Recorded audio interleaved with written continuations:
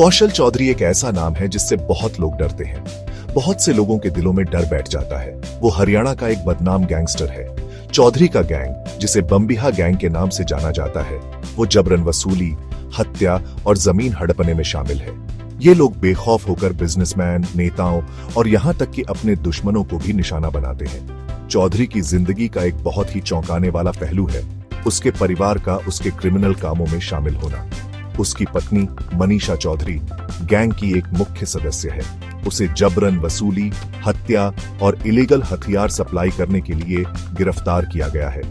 ऐसा माना जाता है कि उसका साला भी गैंग के कामों को चलाने में एक्टिवली शामिल है। चौधरी की कहानी समाज के डार्क साइड की एक कड़वी याद दिलाती है। ये ऑर्गेनाइज्ड क्राइम को रोकने में पुलिस वालों के सामने आने वाली चुनौतियों को दिखाती है। उसका केस आज भी सुर्खियों में बना हुआ है, जो क्रिमिनल नेटवर्क्स की पहुंच और ताकत की याद दिलाता है। कौशल चौधरी का क्रिमिनल रिकॉर्ड लंबा और डरावना है। उस पर कई आरोप हैं, जिनमें हत्या, हत्या की कोशिश और जबरन वसूली शामिल है।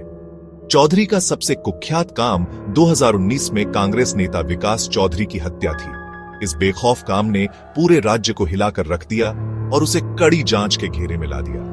चौधरी का गैंग जबरन वसूली में भी शामिल है। अक्सर अमीर बिजनेसमैन को निशाना बनाकर उनसे ढेर सारे पैसे मांगते हैं। ऐसा ही एक मामला 2024 में दिल्ली के रानी बाग में एक बिजनेसमैन से जबरन वसूली की कोशिश का था। चौधरी के आदमियों ने बिजनेसमैन के घर पर गोलियां चलाईं और 15 करोड़ रुपए की फिरौती मांगी। एक और कुख्यात गैंगस्टर लॉरेंस बिश्नोई के साथ उसकी दुश्मनी जग जाहिर है। चौधरी की क्रिमिनल एक्टिविटीज सिर्फ भारत तक ही सीमित नहीं है। उसे 2019 में थाईलैंड से डिपोर्ट किया गया था, जहां वो गिरफ्तारी से बचने के लिए छिपा हुआ था। कौशल चौधरी के परिवार का उसकी क्रिमिनल एक्टिविटीज में शामिल होना उसकी कहानी का एक परेशान करने वाला पहलू है। उसकी पत्नी मनीषा चौधरी गैंग की एक मुख्य सदस्य है, जो जबरन वसूली और हिंसा में एक्टिवली हिस्सा लेती है। राजस्थान के एक होटल मालिक से फिरौती मांगने के लिए 2024 में उसकी गिरफ्तारी ने उसकी इन्वॉल्वमेंट की गहराई को उजागर किया।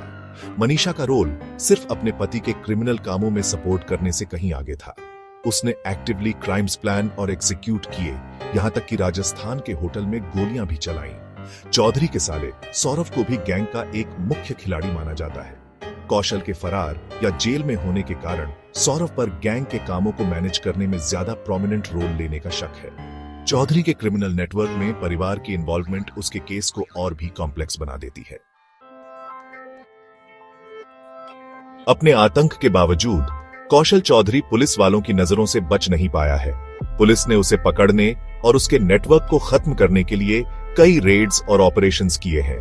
चौधरी के खिलाफ सबसे महत्वपूर्ण एक्शंस में से एक 2019 में उसे थाईलैंड से डिपोर्ट करना था। इस ऑपरेशन में इंटरनेशनल कोऑपरेशन शामिल थी और इससे कानून से बचने की उसकी कोशिशों को जोरदार झटका लगा। उसकी बाद में गिरफ्तारी और जेल ने उसके विक्टिम्स को थोड़ी उम्मीद दी और दूसरे क्रिमिनल्स के लिए एक चेतावनी थी। पुलिस चौधरी के गैंग मेंबर्स को भी निशाना बना रही है और कई हाई प्रोफाइल गिरफ्तारियां कर चुकी है। 2023 में एक पुलिस एनकाउंटर में उसके करीबी साथी देविंदर पाल की गिरफ्तारी ने गैंग के कामों के बारे में महत्वपूर्ण जानकारी दी। इन कोशिशों के बावजूद चौधरी अंडरवर्ल्ड में एक खतरनाक ताकत बना हुआ है। उसे कानून के कटघरे में लाने की लड़ाई जारी है। एक मास्टर क्रिमिनल के खिलाफ एक